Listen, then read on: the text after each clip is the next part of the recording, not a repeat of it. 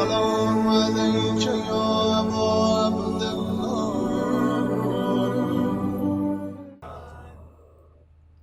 اعوذ باللہ من الشیطان الرجیم بسم اللہ الرحمن الرحیم الحمد للہ الذی نور قلوب العارفین بنور معرفته واثبت فؤاد انبیائه واولیائه بقصص الانبیاء والمرسلین وأكمل إيمان المسلمين والمؤمنين بولاية علي أمير المؤمنين عليه السلام.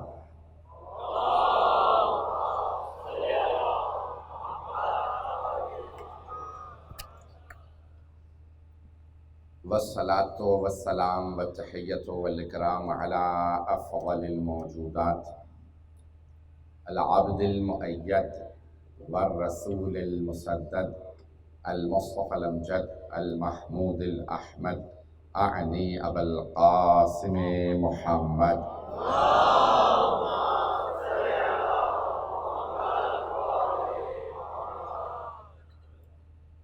وعلى روحه ونفسه وصهره ووسيه سيد الأتقياء والأصفياء مولى الموالي إمام المتقين علي بن أبي طالب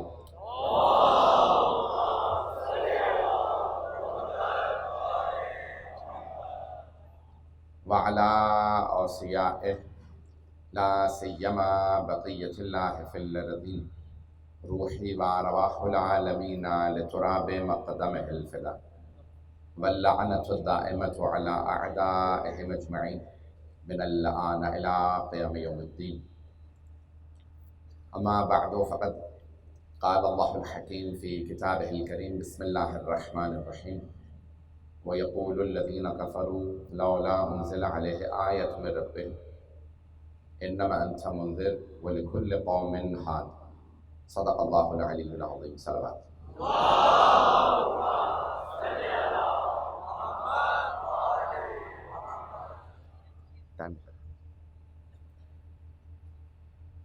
میں نے کل جعفر طیار کی مجلس میں اس آیت کا انتخاب کیا تھا، لیکن وہاں حالات حاضرہ کی فرمائش پہ جب شروع کیا تو پھر وہ 1 گھنٹہ میں اسی پہ بولتا رہا اور سید الشہداء کے دفاع میں اور یزید ملعون کے اس پورے سلسلے کو ماننے والوں کا تھوڑا بیان بہت ضروری تھا. اچھا، ہم شیعہ حیدر کرار کا ایک بہت بڑا مسئلہ ہے، جب ہمیں دھمکایا جائے یا ڈرایا جائے اور پابندیوں کی بات کی جائے تو ہم پہلے سے زیادہ جری ہو کے بات کرتے ہیں. تو اس لیے نہ جناب سید الشہداء کی عزاداری پہ ہم نے کبھی سمجھوتا کیا ہے اور نہ کر سکتے ہیں. تو کل میں اس آیت کو میں نے نیا موضوع لیا تھا. اس آیت کے میں نے مجالس کبھی نہیں پڑھی ہیں، انشاءاللہ آج صرف ایک مجلس پڑھوں گا. تو آپ تمام کی نظر کر رہا ہوں. مجھے بتایا گیا کہ بہت پڑھا لکھا سلجھا ہوا مجمع ہے، تو میں اس لیے پیش کر رہا ہوں. علمی موضوع نیا، ایک نیا موضوع پڑھنا آسان نہیں ہوتا جس کو بالکل کبھی بیان نہ کیا گیا ہو. تھوڑا بہت اس کے لیے تیاری جب انسان زیادہ کر لیتا ہے تو مشکل ہو جاتا ہے اس کو بیان کرنا کہ کون سے پہلو پیش کروں، کون سے مکمل نہ کر سکوں. اشرے کا بعض کا موضوع ہوتا ہے. یہ سورہ رعد کے اندر جسے بجلی کہہ لیجیے اب آپ کی سادہ زبان کے اندر 13واں سورہ قرآن کا یہ 7ویں آیت ہے. 43 آیات ہیں. توجہ ہے مجمع کی میرے ساتھ؟ سننا چاہیں گے اس موضوع کو؟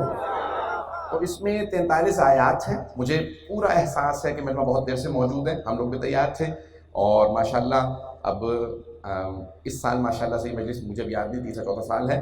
اب یہ مجلس باہر آ گئی ہے اور اب وہ کہہ رہے ہیں کہ شاید ممبر کو کسی اور طرف لگائیں گے تاکہ ابھی بھی بیٹھنے کی ماشاءاللہ الحمدللہ آپ سن رہے ہیں. تو میں پیش کرنا چاہوں گا اس سورہ میں متعدد مرتبہ اللہ نے لفظ استعمال کیا وَيَقُولُ الَّذِينَ كَفَرُوا. وہ جو کافر ہیں وہ یہ کہتے ہیں. کچھ لوگ تو آخر تک پہنچ گئے، میں نے تو بھی یہ آیت کا حوالہ دیا. سارا مجمع اسی طرح سے جاگتے ہوئے چلے گا جیسے بھی پیارے انداز سے آپ نے سنا ہے، اور جس محبت سے دیکھ رہے اسی محبت سے سنیے گا. ایسا نہیں گرامی، اس میں اللہ نے جواب دیا ہے انہیں جو کافر ہیں. کافر کہا جاتا ہے جو انکار کرے، نہ ماننے والا کافر نہیں ہے. نہیں ہے لوگ توجہ، نہ ماننے والا کافر نہیں کہلاتا. ایک پیدائشی طور پہ کبھی مانتا نہیں تھا لیکن ایک سنے اور پھر رد کرے وہ کافر اب ہیں. یہ سارے میرے بزرگ اس طرح سے دیکھ رہے ہیں، اسی محبت سے آپ حضرات کی نظر ہے. یہ جو میرے بزرگ ہیں میرے لیے دعا کیجئے گا، میرے بچے میرے لیے دعا کریں گے. میں جو جملے پیش کر رہا ہوں، سنتے ہیں نہیں مانا، پتہ ہی نہیں تھا، وہ تو پھر ان کے لیے گنجائش ہے. جنہوں نے سنا پتہ نہیں تھا، معرفت نہیں تھی، مرنے کے بعد کہہ سکتے ہیں پروردگارہ ہمیں پتہ نہیں تھا، نہ تیرا، نہ تیرے نبی کا، نہ تیرے ولی کا. لیکن جو سنے، پرکھے اور رد کر دے، اللہ کہتا ہے وہ ہے کافر. نہیں ہے مجمع بھی سارا، آدھے لوگ پہنچے، آدھا مجمع نہیں ہے ساتھ. میں آگے بڑھنے کا عادی نہیں جب تک پورا مجمع ساتھ نہ ہو. یقین مانگیے بڑی سخت بیماری سے اٹھا ہوں، ہڈیوں تک میں درد ہونے لگا تھا. آپ تمام دنیا بھر کے مومنین کی دعاؤں سے اتنی بہت جلدی جو ریکوری ہوئی ہے، بہت تیزی سے واپس آیا ہوں. تو ممبر پہ خون ذکر دے رہا ہوں، آپ کی محبتوں کی خاطر جملے پیش کر رہا. جو سنے، پرکھے اور انکار کرے وہ کافر. بھائی توجہ ہو، اللہ نے کہا یہ میرا خلیفہ ہے، انی جاعل فی الارض خلیفہ. مجھے ماحول کا پتہ ہے، احتیاط سے بات کر رہا ہوں.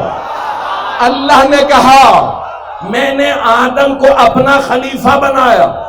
جب بنا دیا تو سارے جھک جانا، مان لینا. تو اللہ قرآن میں کہتا ہے ابا واستکبر وکان من الکافرین. سارے ملائکہ سجدے میں گر گئے سوائے ابلیس کے. اللہ کہتا ہے اس نے اپنے آپ کو روک لیا، وہ پہلے سے کافر تھا. توجہ ہو، ابا اس نے منع کر دیا سجدے سے. ابا واستکبر، اس نے کفر کیا. وکان من الکافرین، وہ پہلے ہی سے کافر تھا، پہلے ہی سے. امیر المؤمنین فرماتے ہیں کہ اللہ کے عدل کے خلاف ہے کہ 6000 سال کی عبادت ایک سجدہ نہ کرنے پہ رد کر دے. 6000، بھائی توجہ ہو، نہج البلاغہ ہے. اے توجہ ہو، 6000 سال عبادت کی ابلیس نے. کہا عدل الہی کے خلاف ہے کہ ایک سجدہ نہیں کیا. اللہ کہ جا تو کافروں میں سے. ایک سجدہ نہ کرنے پہ 6000 سال کی. پھر مولا اس سے بڑا جملہ کہتے ہیں کہ یہ بھی نہیں پتا یہ 6000 سال زمین کے تھے یا آسمان کے. یعنی مولا فرما رہے ہیں یہ زمین کے نہیں آسمان کے 6000 سال تھے. میری رفتار بھی زیادہ ہے، آواز بھی زیادہ، انہوں نے بھی آواز بڑھا رکھی ہے، کانوں میں اگر درد ہو رہا تو معذرت. ایسا نہیں گرامی، مولا فرماتے 6000 سال کی عبادت ایک سجدے پہ رد نہیں کی. 6000 سال. پھر فرماتے ہیں زمین اور آسمان کی عبادت میں فرق ہے. زمین کے 1000 سال کے برابر، آسمان کا ایک دن. تو وہ جو سمجھتے ہیں 1400 سال ہو گئے کربلا کو، نہیں، اللہ کے لیے تو کل کی بات ہے. اسے یزید بھولا نہیں ہے، وہ آج بھی لعنتیں کر رہا ہے.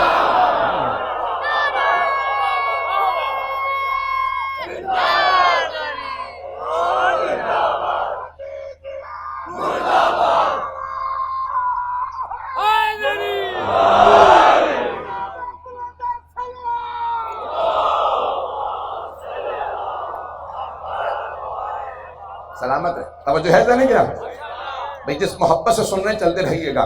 تو 6000 سال کی عبادت ایک سجدے پہ رد نہیں ہوئی. اللہ کہہ رہا ہے وَكَانَ مِنَ الْكَافِرِينَ. میں اشارہ کر کے آگے بڑھوں گا. پہلے ہی سے کافر تھا. جانتا کون تھا؟ اللہ، کیونکہ وہ دلوں کے بھید جانتا ہے. کچھ کے دلوں میں کفر پڑ رہا ہوتا ہے، ظاہر نہیں کرتے. نہیں ہے مجمع. کچھ کے دلوں میں کفر ہوتا ہے، اظہار نہیں کرتے، اپنا دل چھپا کے رکھتے ہیں. لوگ دیکھ رہے ہوتے ہیں ارے یہ تو مسجد میں آ رہا، لمبی لمبی داڑھی بھی ہے، نمازوں کی صفوں میں بھی کھڑا ہے. جب امتحان ہوتا ہے تو پتہ چلتا ہے کون مومن ہے کون منافق.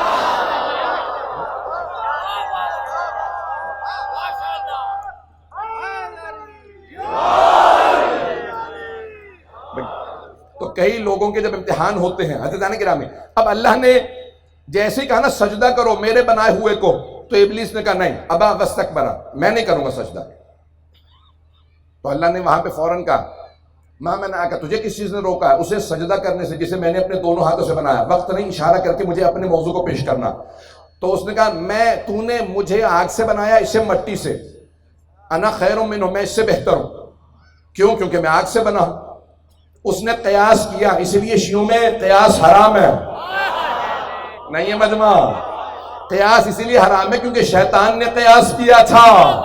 یہ چھٹے امام کی حدیث ہے, اول من قاس ہوا ابلیس لعنہ اللہ, جس نے سب سے پہلے قیاس کیا تھا وہ ابلیس تھا, اللہ نے اس پہ لعنت بھیج دی.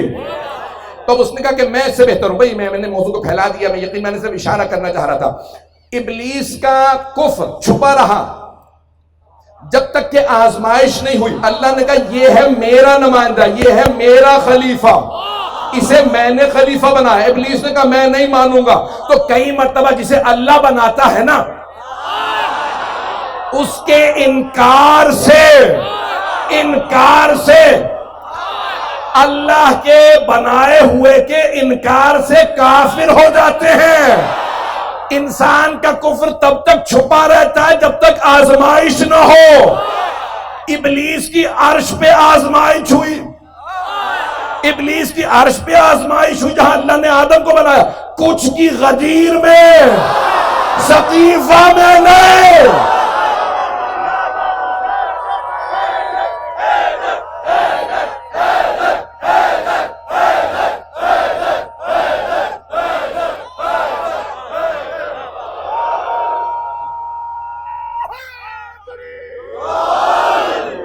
توجہ فرما رہے, توجہ ہے ذہن گرامی. تو کئی لوگ انکار سے کافر بنتا ہے. جس نے دیکھا ہی نہیں, سنا ہی نہیں, مانا نہیں, وہ کہہ سکتا ہے مجھے پتا نہیں تھا. اللہ اسے مرنے کے بعد موقع دے سکتا ہے, لیکن جو دیکھ لے, پرکھ لے اور انکار کرے وہ کافر. میری کئی مجالس کے جواب ہیں, کھل کے نہیں بول سکتا. مجھے سب نے یہی کہا کہ ذرا احتیاط سے بولیں. کیا کروں, اپنی عادت سے مجبور ہوں. اگر آپ نے کوئی کلپ سن رکھا ہو کفر سے متعلق, جواب سن لیجئے. جو سنے, پرکھے, انکار کرے وہ کافر. سنے, غدیر میں سنا تھا, ہر میدان میں بدر سے حنین تک پرکھا تھا, علی علی ہے.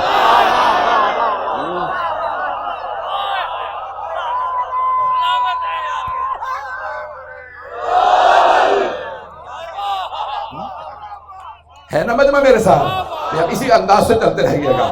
تو کوئی سنے, پرکھے اور پھر انکار کرے. انکار کر دے تو پھر انسان کافر بنتا ہے, وَإِلَّا کافر نہیں ہے. تو اب یہاں پہ اللہ کہہ رہا ہے وَيَقُولُ الَّذِينَ كَفَرُوا, اور وہ جو کافر کہتے ہیں لَوْلَا أُنزِلَ عَلَيْهِ آیَاتٌ مِّن رَبِّهِ, قرآن کے علاوہ کوئی اور معجزہ کیوں نہیں اللہ بھیجتا اس کے لیے, اگر یہ اللہ کا رسول ہے. تو اللہ نے فوراً جواب دیا کہ انما انت منذر, بے شک کہ آپ اللہ کا پیغام پہنچانے والے ہیں, ڈرانے والے ہیں. وَلِكُلِّ قَوْمٍ ہاد, اور ہر قوم کے لیے ایک ہادی ہے. کچھ لوگ پہنچ گئے بھئی, اسی کی تفسیر کو پیش کرنا تھا کل, جو اب آپ سن رہے ہیں تو میں انشاءاللہ پیش کروں گا. حضرات چلے گا مجمع میرے ساتھ؟ اچھا, اس سے پہلے کہ میں اس آیت کی تفسیر کو پیش کروں, وقت ہے, ٹائم دکھاتے رہیے. اصل میں ہمیں اگلی مجلس کے لیے بھی جانا ہوتا ہے, اس لیے ذہن پہ سوال رہتا ہے. عزیزان گرامی, اب یہ آیت کے اختتام پہ چلے جائیں, میں پھر واپس اسی آیت پہ آؤں گا. اسی سورہ رات 13واں سورہ آیت نمبر 43, آخری آیت سن لیجئے, پھر واپس آئیں گے. اس آیت پہ اور لطف آئے گا. میں اس سورہ کے اندر اللہ نے اور قرآن میں بھی کہا, لیکن اس سورہ میں بار بار کہا وَيَقُولُ الَّذِينَ كَفَرُوا, وہ جو کافر ہیں, وہ جو کافر ہیں, وَيَقُولُ الَّذِينَ كَفَرُوا, وہ کہتے ہیں, وہ جو کافر ہیں. اللہ نشانیاں بتاتا ہے, اشخاص نہیں. اللہ نشانیاں بتاتا ہے, وہ جو کافر ہیں وہ کہتے ہیں. تو اختتام آیت پہ, اختتام سورہ پہ سن لیجیے آیت وَيَقُولُ الَّذِينَ كَفَرُوا لَسْتَ مُرْسَلًا, اے میرے حبیب وہ جو کافر ہیں کہتے ہیں کہ آپ اللہ کے بھیجے ہوئے رسول نہیں ہیں, آپ مرسل نہیں ہیں, آپ کو اللہ نے نہیں بھیجا. قل, ان سے کہہ دیجئے, قل کفا باللہ شہیدا بینی و بینکم ومن عندہ علم الکتاب, اے کافروں تمہارے اور میرے درمیان بس 2 گواہ کافی ہیں, میری رسالت پہ بس 2 گواہ کافی ہیں. 2 گواہ کافی ہیں. رسول خدا نہیں کہہ رہے, اللہ کہہ رہا ہے. امت کہنا ہمیں کافی اور بات اللہ کہے کافی، اور بات امت کا کہنا ہمیں کتاب کافی ہے کفر میں لے جاتا ہے، اللہ کا کہنا یہی کافی ہے ایمان ہے۔ اگر مجمع ہو آپ میرے ساتھ آخری فرد تک خون جگر دے کے جملہ پیش کر رہا ہوں، وَيَقُولُ الَّذِينَ كَفَرُوا لَسْتَ مُرْسَلًا، وہ جو کافر ہیں کہتے ہیں آپ اللہ کے بھیجے ہوئے رسول نہیں ہیں۔ اے میرے حبیب ان سے کہہ دیں تمہارے ہے کافر و تمہارے اور میرے درمیان بس دو گواہ کافی ہیں، دو گواہ کافی ہیں، بس دو گواہ کافی ہیں، ایک اللہ، دوسرا وہ جس کے پاس پوری کتاب کا علم ہے، دوسرا وہ جس کے پاس پوری کتاب کا نہیں ہے مجمع، پوری کتاب کا علم ہے۔ بھئی سورہ نمل اگر ذہنوں میں ہو تو وہاں پہ جناب سلیمان نے کہا تھا یہ کس نے گستاخی کی، سورج کی کرنیں چہرے پہ آ رہی ہیں، جب تخت کو اٹھا رکھا تھا جنہوں نے، جناب سلیمان کا تخت جنہوں نے اٹھا رکھا تو پرندے سایہ کرتے تھے، کہ یہاں سے کون غائب ہوا کہ کرنیں چہرے پہ آ رہی ہیں، کہ ہدہد غائب ہے، کہ لا اذبحنہ، میں اسے ذبح کر دوں گا، اگر وہ دلیل نہ دے کیوں غائب ہوا؟ تو جو نبی کی نافرمانی کرے نہیں ہے، کہ کون ہے، کہاں گیا؟ کہا یہ ہدہد غائب ہے، واپس آیا، میں آپ کو دیکھا مجھے دلیل دے کیوں غائب تھا؟ کہ پاس کی بستی میں گیا تھا، وہاں ایک خاتون کی حکومت ہے، وہ ملکہ ہے، اور وہ اس پورے علاقے کی ملکہ، اور وہاں اس کی سلطنت ہے، نظام بالکل صحیح چل رہا ہے، خاتون کی حکومت ہے، نہیں ہے مجمع، خاتون کی حکومت ہے، نظام صحیح چل رہا ہے۔ اس زمانے میں تصور نہیں تھا کہ خاتون حکومت کر سکتی ہے، سخت جملہ کہوں گا آگے بڑھ جاؤں گا، بھی ہمارے یہاں بھی ایک نظریہ ہے کہ خاتون کی حکومت نہیں ہو سکتی، اللہ نے کوئی نبی کوئی امام خاتون نہیں بھیجی، بڑے پردے کے تقاضے تھے لیکن خواتین کے مقام کو کم نہیں کیا، ایک ہی کو سب پہ حجت بنا دیا۔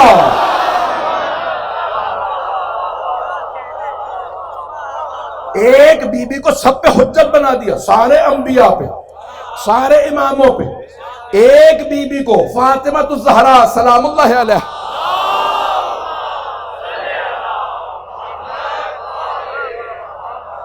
اگر کہیں رفتار کم کر لوں، چل رہا ہے مجمع میرے ساتھ، سارا مجمع ہے بھئی، اگر رفتار میری زیادہ ہے آپ کے لیے تو میں رک سکتا ہوں۔ اب وہاں پہ کیا کہا جناب سلیمان نے؟ کہا کون ہے، وقت نہیں ہے، تفصیل میں نہیں جا رہا، اشارے کر رہا ہوں، مجھے اپنا موضوع پیش کرنا کہ کہا بھئی کون ہے جو اس ملکہ کو اس کے تخت سمیت میری بارگاہ میں لے آ؟ تو قال عفریت من الجن، جنوں میں سے عفریت نے کہا۔ اب آپ کی زبان میں اگر ترجمہ کروں تو جیسے اردو میں کہتے ہیں دیو، بہت بڑا جن، یہی کہتے ہیں، دو روزہ بیٹھے تو بہت جو سب سے بڑا جن تھا نا، قال عفریت من الجن، اس نے کہا کہ انا آتی کا بہا، میں اس تخت سمیت اس ملکہ کو لے آؤں گا، قبل ان تقوم من مقامک، اس سے پہلے کہ آپ اپنی جگہ سے اٹھیں۔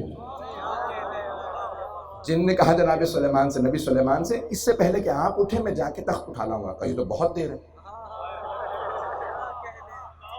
جناب سلیمان نے کہا یہ تو بہت دیر ہے۔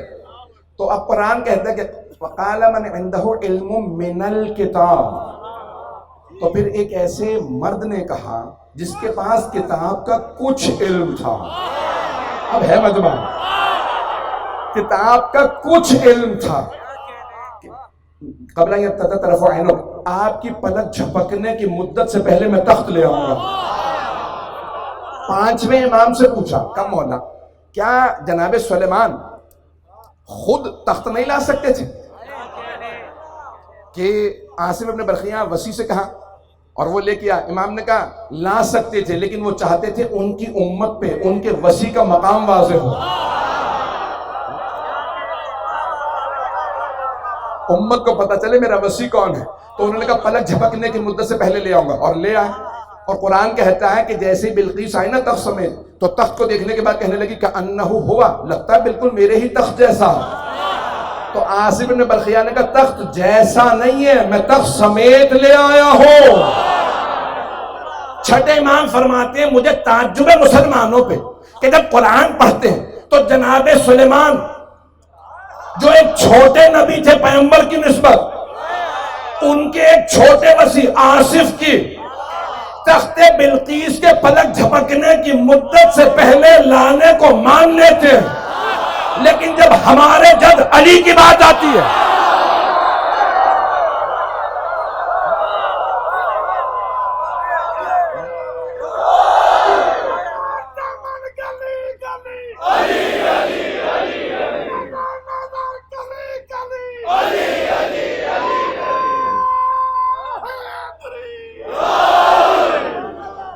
توجہ ہے، یہ اصول کافی کی روایت ہے۔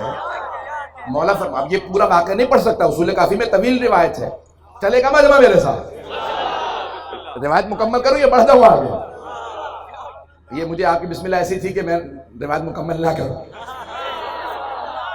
عزیزان گرامی جب کسی نے کہا تھا نا، جناب امیر نے خود کہا، کوفے والوں سے کہا چلو جنگ کے لیے چلو شام والے سے، تو کہا کہ سردیوں کا انتظار کریں، سردیاں آ گئی تو کہا گرمیوں کا انتظار کریں۔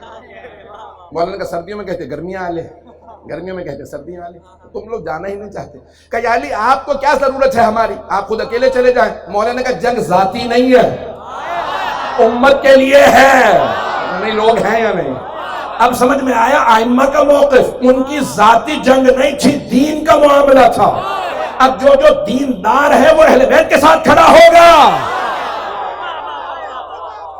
دوسرا راستہ ان کے دشمنوں کا راستہ ہے۔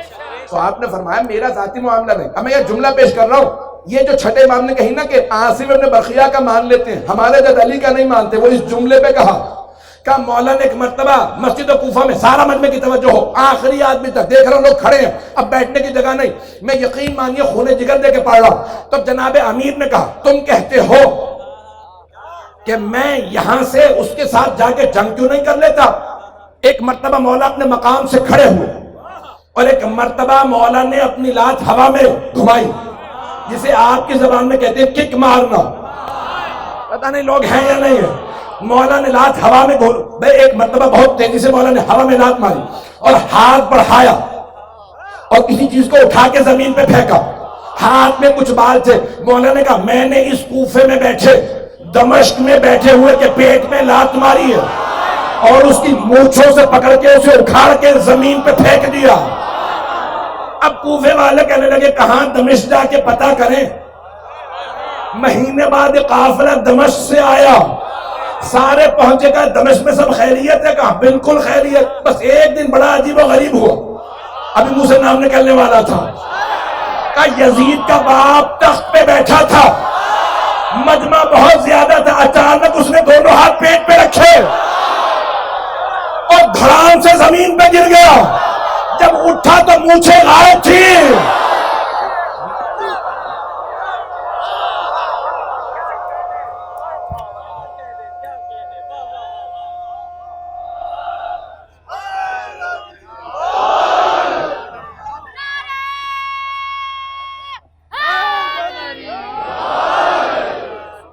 ہے توجہ میرے ساتھ؟ میں پورا یقین مانیے خون جگر دے رہا ہوں۔ تو ایک مرتبہ سب نے پوچھا کبھی کیا ہوا، دمشق والے سے پوچھا کیا ہوا، کہ کچھ سمجھ میں نہیں آ رہا، میں گفتگو کر رہا تھا، تخت پہ بیٹھا تھا، اچانک محسوس ہوا کسی نے پیٹ میں لات ماری اور مجھے جو مونچھیں غائب ہے کسی سے محسوس ہوا کسی نے میری مونچھوں میں ہاتھ ڈالا، جب وہ گر کے اٹھا۔ مولا نے کہا تم ابھی تعجب کرتے ہو، اب عزیزان گرامی سن لیجئے گا، جن کا یقین نہیں ہے یقین کر لیجئے، چھٹے امام کی اصول کافی کی روایت ہے۔ مولا فرماتے ہیں ہمیں ان پہ تعجب ہے جو قرآن پڑھتے ہیں۔ جناب سلیمان کے وسیع آصف بن برقیہ کا پلک جھپکنے کی مدت سے پہلے کہاں فلسطین کہاں یمن، وہاں سے تخت لانا مان لیتے علی کا۔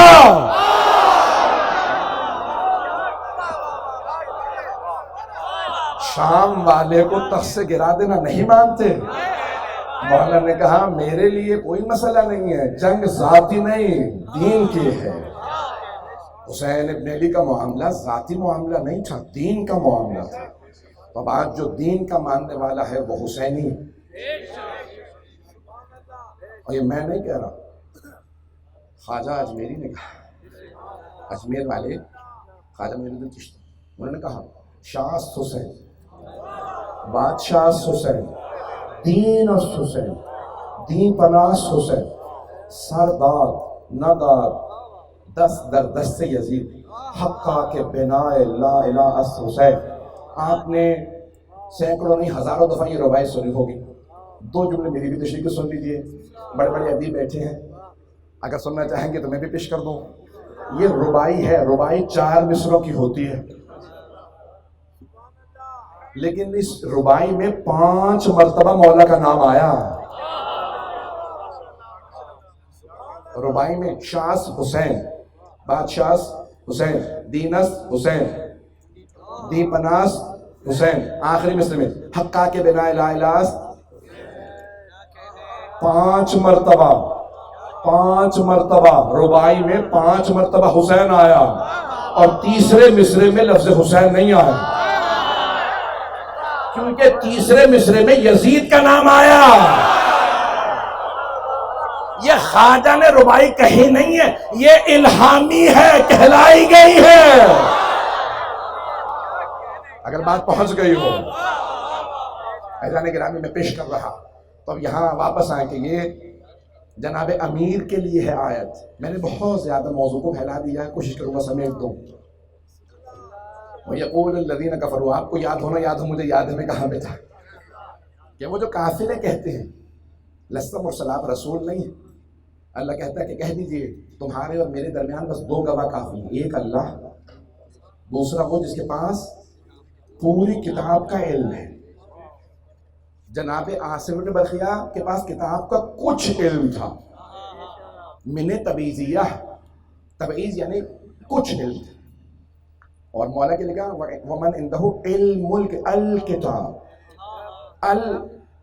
استغراق کے لیے بھی آتا ہے، جیسے الحمدللہ رب العالمین، تمام تعریفیں اللہ کے لیے، تمام تعریفیں اللہ کے لیے. یہاں پہ آیا الکتاب، جس کے پاس پوری کتاب کا علم ہے. ایک روایت پیش کر کے آگے بڑھوں گا، اور وہ دلیل کے طور پہ حق الیقین سے، بحار الانوار سے، اس کے علاوہ اصول کافی سے پیش کر رہا ہوں، 5ویں امام سے، امام محمد باقر علیہ السلام.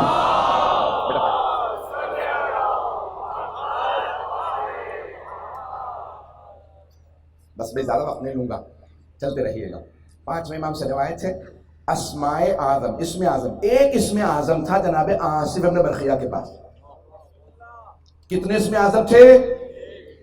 عاصم بن برقیہ کے پاس ایک اسم اعظم تھا. 5ویں امام فرماتے ہیں حق الیقین، اصول کافی اور بے انتہا کتابوں میں کل اسماء اعظم 73 ہیں. اسم اعظم جس کے پاس ہوتا ہے وہ نبی معجزہ دکھا سکتا ہے، وہ امام معجزہ دکھا سکتا ہے، وہ وسیع، وہ مقام رکھنے والا. اسم اعظم اللہ کا وہ نام جس سے معجزات دکھاتے ہیں. آصف مولا فرماتے ہیں کل اسماء اعظم 73 ہیں. کتنے؟ سارا میں گھبرا کے بڑی توجہ سے سن رہا.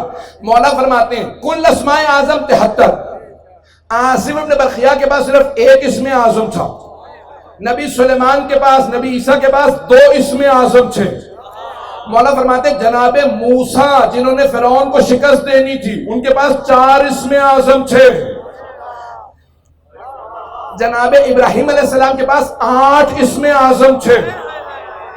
جو خلیل خدا جنہوں نے نمرود کو شکست دینی تھی، جناب نوح جنہوں نے کشتی بنانی تھی، ان کے پاس 14 اسم اعظم تھے.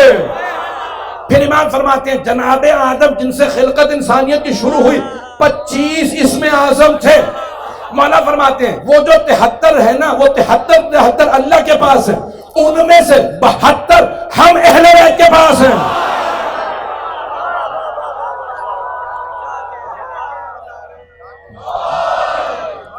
مجھے نہیں معلوم مجمع ہے یا نہیں کہ 73 اللہ کے پاس، 72 ہم آل محمد کے پاس. ہم میں سے ہر کے پاس، علی کے پاس 72 کا وہ جو ایک اسم اعظم اس نے ہمیں نہیں دیا، اس نے فرق رکھا ہے کہ وہ خالق ہم مخلوق.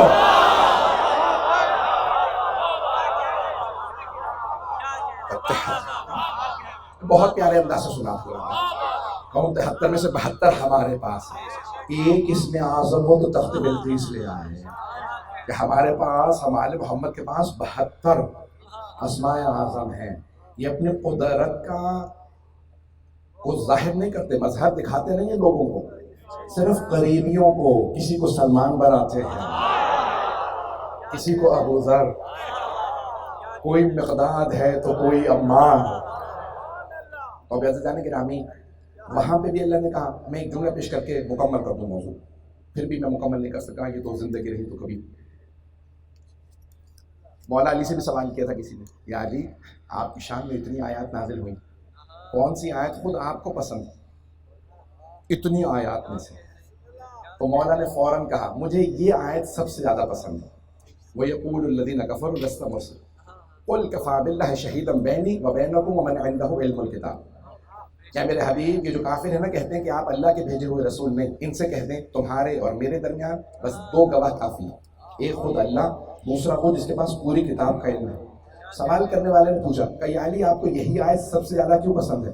کہا مجھے یہ آیت اس لیے سب سے زیادہ پسند ہے کیونکہ اس آیت میں رسول خدا کے اللہ نے خود 2 گواہ بتائے، صرف 2 گواہ بتائے.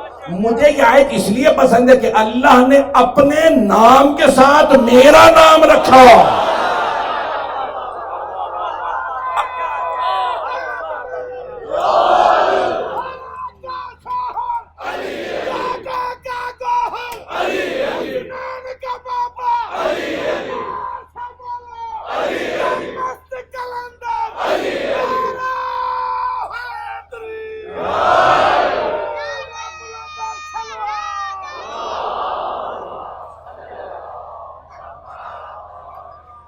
توجہ ہے نہیں گرا؟ مولا نے فرمایا اللہ نے اپنے نام کے ساتھ میرا نام رکھا ہے. تو اب یہ آیت بھی جس میں اللہ فرما رہا ہے کہ وَيَقُولُ الَّذِينَ كَفَرُوا لَوْلَا أُنزِلَ عَلَيْهِ آیَةٌ مِّن رَبِّهِ. وہ جو کافر کہتے ہیں کہ اللہ کوئی اور نشانی یا اور معجزہ کیوں نہیں دے دیتا اگر یہ اللہ کا بھیجا ہوا رسول. اللہ کہہ رہا ہے انما انت منذر ولکل قوم ہاد. اے حبیب آپ بس اللہ کے بھیجے ہوئے ہیں، ایک منذر ہیں، ڈرانے والے. وَلِكُلِّ قَوْمٍ ہاد، اور ہر قوم کے لیے ایک ہادی ہے. ہر قوم کے لیے ایک ہادی ہے. اسی پہ مکمل کرنا چاہتا ہوں. ہر قوم کے لیے، غور سے سنیں گے، اللہ کہہ رہا ہے انما انت منذر، آپ رسول ہیں، آپ انہیں ہوشیار دینے کے لیے آئے ہیں، آپ انہیں وارننگ دینے کے لیے آئے ہیں، آپ انہیں ڈرانے کے لیے آئے ہیں. اور ہر قوم کے لیے ایک ہادی بھی ہے، ہر قوم کے لیے. وَلِكُلِّ قَوْمٍ ہاد، ہر قوم کے لیے ہادی ہے، ہر قوم کے لیے. تو اس امت کا ہادی کون ہے؟ اور مسلمانوں آیت میں اللہ کہہ رہا ہے آپ منذر ہیں، ہادی بھی ہے. تو ہادی رسول کی جگہ آ رہا ہے، اسے رسول جیسا ہونا چاہیے. اب رسول کے منبر پہ جو آئے وہ پیغمبر جیسا ہو.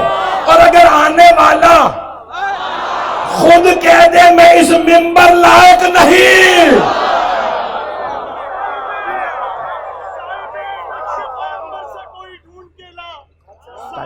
نقشے پیغمبر سے کوئی ڈھونڈ کے لا، گھر تو ملنا ہی نہیں، در سے کوئی ڈھونڈ کے لا.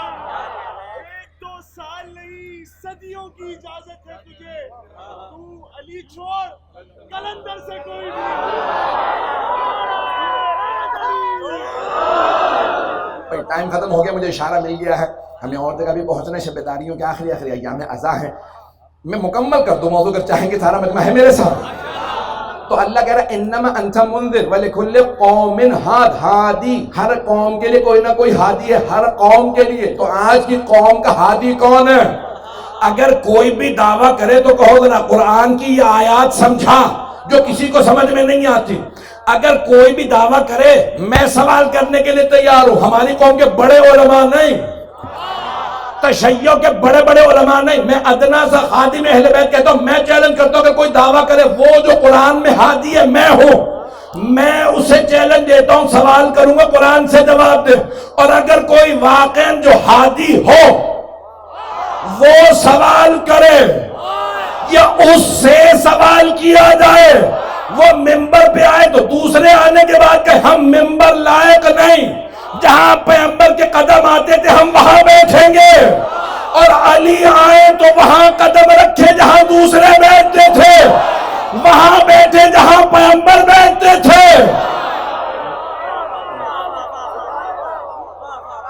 جناب امیر تشریف لائے، میں نے مکمل کر دیا ہے بس بھائی، اب مجمع اتنا بڑا کہ پیچھے والوں کا نعرے کی آواز آگے نہیں آتی ہے۔ میں آخری جملے پیش کر رہا ہوں۔ مولا جب ممبر پہ آئے تو وہ صحابہ جو بھی زندہ تھے کہا آج لگ رہا رسول خدا ممبر پہ آ رہے ہیں۔ علی کے چہرے پہ وہی ہیبت و جلال ہے، وہی نور ہے جو رسول خدا کے چہرے پہ تھا۔ جب نماز پڑھائی تو جنہوں نے پیغمبر کے پیچھے نماز پڑھی تھی فوراً کہا آج وہی نماز پڑھی ہے جو پیغمبر پڑھاتے تھے۔ یہ صحیح بخاری میں ہے کہ مولا کے پیچھے نماز پڑھنے کے بعد کہا وہی نماز پڑھی ہے جو پیغمبر کے زمانے میں پڑھتے تھے۔ تو صحیح بخاری میں اس کا مطلب ہے نماز بیچ میں بدل گئی تھی۔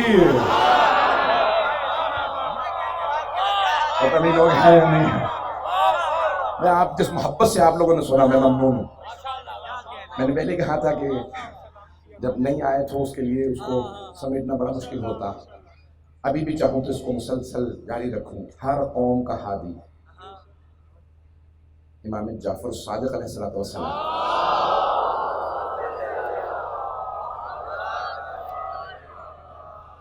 فرماتے ہیں کہ پیغمبر اسلام کے بعد ہم 12 ہادی، علی مرتضی ہادی برحق، پھر حسن مجتبی ہادی برحق، حسین ابن علی ہادی برحق کا اس زمانے کے ہادی برحق ہم ہیں، مولا فرماتے ہیں۔ اور آنے والے ادوار میں میرے بعد میرا بیٹا موسیٰ کاظم ہادی برحق۔ ایک امام کا نام لیا، میں صرف اختصار کے لیے کہہ رہا ہوں، اور اب پھر قیامت تک کے لیے ہمارا بیٹا مہدی برحق ہادی برحق۔ امام زمانہ کی خوشنودی کے لیے بابا بلند صلوات پڑھیں گے۔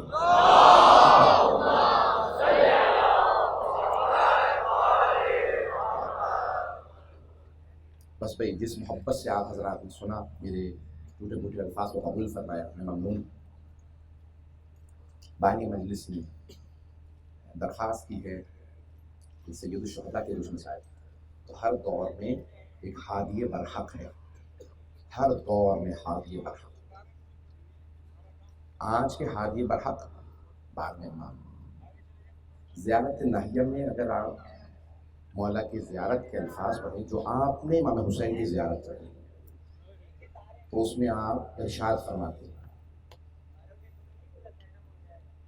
السلام علی خدود الطریب، خد کہتے ہیں رخسار۔ مولا فرماتے ہیں میرا سلام ہو ان رخساروں پہ جن پہ خاک لگی ہوئی تھی۔ کیوں؟ زمین پہ پڑے تھے نا۔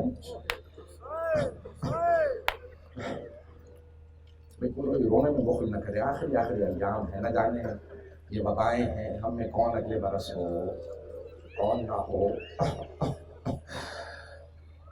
اب جملے میں پیش کر رہا ہوں، امام زمانہ کہتے ہیں میرا سلام ہو ان رخساروں پہ جن پہ خاک لگی ہوئی، قریب تربت سے ہے رخسار پہ۔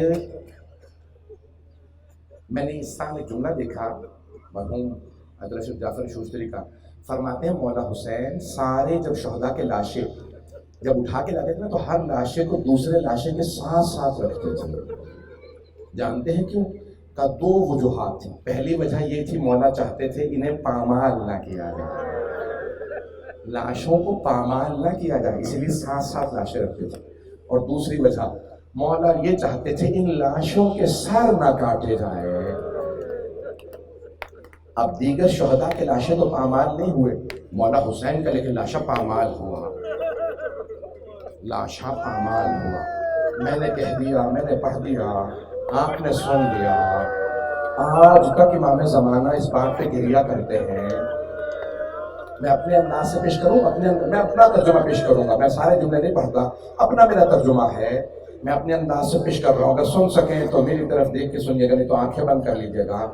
کہ میرا دل یہ کہتا ہے کہ امام زمانہ یوں کہنا چاہ رہے ہیں کہ کوئی زہرا کے لال حسین کو پھول بھی نہ مارتا، لیکن لوگوں نے پتھر بھی مارے، نیزے بھی مارے، اور جب ان کا لاشا خاک کربلا پہ پڑا تھا تو انہوں نے گھوڑے بھی دوڑائے. بس بھئی ایک اور جملہ سن لیجئے گا. امام زمانہ فرماتے ہیں سلام ہو اس سر پہ جسے پشت گردن سے ذبح کیا گیا ہے. پھر زیارت نہیہ میں کہتے ہیں فرماتے ہیں سلام ہو اس سر پہ جو نیزے پہ بلند تھا اور وہاں پہ بھی قرآن سناتا تھا. پھر ایک جملہ کہتے ہیں سلام ہو ان ٹوٹی ہوئی پسلیوں پہ. اجرکم اللہ. یہ کن کی پسلیوں کی طرف اشارہ ہے؟ سید الشہداء کی ایک طرف کی پسلیاں دوسری طرف کی پسلیوں سے مل گئے. اجرکم اللہ. بس بھی ماتم کرتے جائیے گا روتے جائیے گا. ابھی بہترین انداز سے آپ نوحہ خوانی بھی سنیں گے. میرے بھائی عزیز موجود ہیں انشاءاللہ تعالیٰ آپ کے سامنے بھی پڑھیں گے. بس بھی آخری مجالس سے جملہ سنیں گے امام زمانہ کا. زیارت نہیہ میں جملہ کہتے ہیں فرماتے ہیں کہ میرا سلام ہو جسم کے ان ٹکڑوں پہ جو خاک کربلا پہ بکھر گئے تھے. اب سمجھ میں آیا امام زین العابدین نے کیوں چٹائی بچھائی تھی. چٹائی بچھا کے پہلے جسد مطہر کو رکھا, پھر میدان کربلا میں ہاتھ زمین پہ رکھ کے پھر رہے تھے. بنی اسد نے سوال کیا قیدی کیا بات ہے, ہاتھ آپ کے زمین پہ کیوں ہیں؟ مولا نے رو کے کہا میرے بابا کے اعضاء پھیل گئے ہیں, میں اعضاء کو جمع کر رہا ہوں. چٹائی پہ لالا کے اعضاء کو رکھتے تھے. بس بھئی یہ مولا امام زمانہ کے عنوان سے میں آج جملے پڑھ رہا ہوں. مجھ سے کہا مولا حسین کے اب یہاں پہ جملے سنیں گے. تو مولا نے مختلف اعضاء کو یاد کر کے سلام کیا ہے. ایک اور جملہ سن لیجئے. میں جملہ پیش کرنے والا مجھے معاف کیجئے گا. اس جملے سے پہلے ایک اور جملہ. مولا کہتے ہیں میرا سلام ان لبوں پہ جو خشک تھے, ان دانتوں پہ جن پہ چھڑی چلی تھی. مجھے معاف کیجئے اگر برداشت نہ کر سکے. مولا امام زمانہ کہتے ہیں میرا سلام ہو میرے جد حسین پہ وَالشِّمْرُ جَالِسٌ عَلَى صَدْرِ. جب شمر ان کے سینے پہ سوار تھا, اس نے گھٹنا سینے پہ رکھا ہوا تھا. آخذ بلحیت, ان کی ریش مبارک میں ہاتھ تھا. میری پھپھی 70 قدم کے فاصلے پہ کھڑی تھی, رو رو کے کہتی تھی اما فیکم مسلم, کیا تمہارے درمیان کوئی مسلمان نہیں ہے؟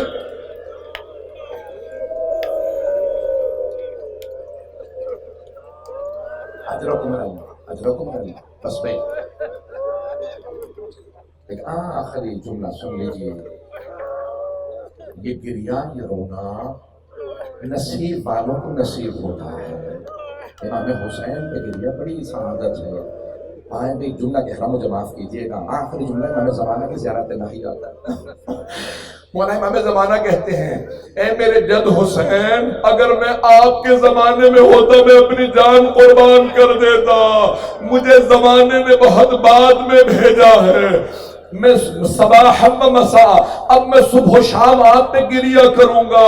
اگر میرے آنسو خشک ہو گئے تو بدل دموع دما, تو میں آنسوؤں کے بدلے خون کے آنسو بہاؤں گا. اب مجھے کوئی رونے سے روک نہیں سکتا.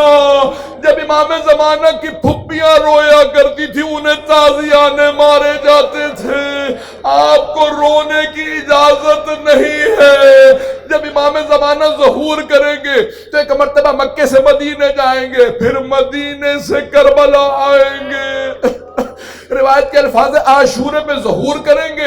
شاید جب پہنچے تو 40 کے ایام ہوں گے. جب امام زمانہ پہنچیں گے سارے زائرین ہٹ جائیں گے, امام زمانہ کو راستہ دیں گے. مولا ننگے پاؤں ننگے سر حرم میں داخل ہوں گے. ایک مرتبہ حرم کے دروازے کھلے نظر آئیں گے. مولا اندر چلے جائیں گے. جیسے ہی ذریعہ مقدس پہ پہنچیں گے ذریع کا دروازہ معجزے سے کھل جائے گا. سب دیکھیں گے امام زمانہ ذریع کے اندر جائیں گے. ایک مرتبہ دونوں اپنے ہاتھ معجزے سے اعجاز سے قبر مطہر کے اندر ڈالیں گے.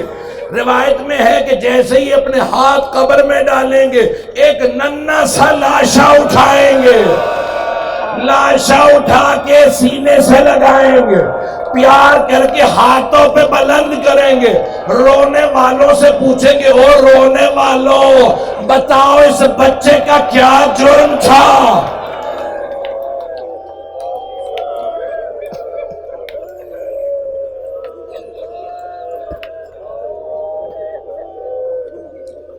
الا لعنت اللہ علی القوم الظالمین وسيعلم الذين ظلموا أي منقلب ينقلبون. ماتم حسین